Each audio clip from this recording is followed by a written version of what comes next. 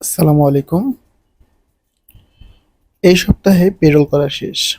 ভাতা পাবেন সবাই, বিশেষ করে বয়স্ক, বিধবা, প্রতিবন্ধী, শিক্ষক প্রভৃতি গর্ভকালীন ভাতা সকল ধরনের টাকার পেরোল ইনশাআল্লাহ এই সপ্তাহে করা শেষ হচ্ছে। আমি আপনাদের সম্পূর্ণ প্রমাণ সহ ভিডিওটা উপস্থাপন করতে চলেছি।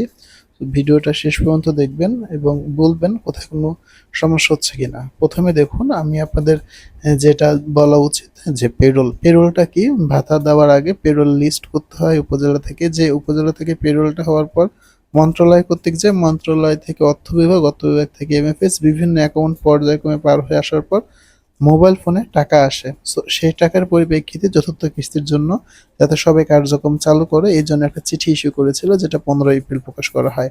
এখানে বলেছিল যে এপ্রিল থেকে জুন 2026 প্রযোজ্য ক্ষেত্রে প্রথম, দ্বিতীয়, তৃতীয় কিস্তি সহ উপকারভোগীদের বর্ধিত অনুকূলে ভাতা, শিক্ষাবৃত্তির অর্থ প্রেরণের জন্য উপজেলা শহর সমাজসেবা অফিসার কর্তৃক নির্ভুল পেরোল প্রেরণ আবশ্যক। এপ্রিল থেকে জুন পেরোল করতে হবে এবং যার ডেট দিয়েছে 26 এপ্রিল থেকে 7ই মে 2026। আজকে ভিডিও বানাচ্ছি আমি, আজকে মেবি 2 তারিখ হবে, 2রা মে। তারপরে ক্যালেন্ডারটা দেখে নেই।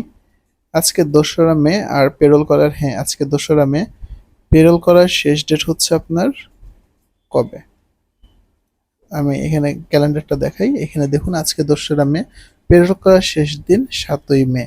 তাহলে হাতে আছে আর 5 দিন। এই 5 দিনের মধ্যে সকল অফিস থেকে পেরোল সম্পূর্ণ করতে হবে। যদি কোনো ঝামেলা না হয় তাহলে পেরোলটা এই দিনের মধ্যে শেষ হবে। কোনো সমস্যা হলে তখন হয়তো এক্সটেন্ড হইতে পারে। সো এতটুকু করার পরে আর তারপরে হাতে থাকবে মাত্র 10 দিন। এই 10 দিনের মধ্যে, এই 10 দিন বা 15 দিনের মধ্যে আপনাদের সবার অ্যাকাউন্টে টাকা ঢুকবে পরবর্তী 2 সপ্তাহের মধ্যে।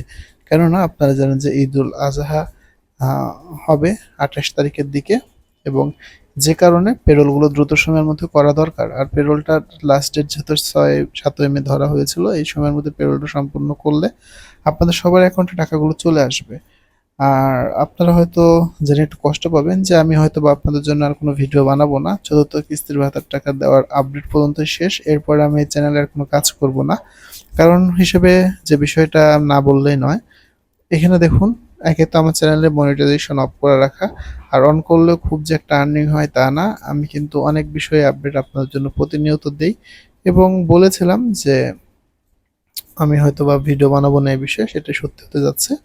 আমি অন্যান্য বিষয় নিয়ে ভিডিও বানাবো, তবে এই চ্যানেলে আর হয়তো কাজ করা হবে না। আপনারা যারা আমার চ্যানেলটাকে ভালোবাসেন এবং মনে করেন যে না ভিডিও দরকার, তাহলে ভিডিওগুলো শেয়ার দিবেন। যদি আশাস্বরূপ ভিডিওর ভিউ হয় দেখেন মাত্র 1600, 2000, 2300, অথচ সাবস্ক্রাইবার 70,000, তাহলে ভিডিও মেক করবো ইনশাল্লাহ। না হলে আর চ্যানেলে আগানো সম্ভব না। ধন্যবাদ সবাইকে। আর যতটুকু বললাম যে ইনশাল্লাহ এই সপ্তাহে পেরোল শেষ হবে, ভাতা সবাই পাবেন যে ভিডিওর মধ্যে আলোচনা করলাম।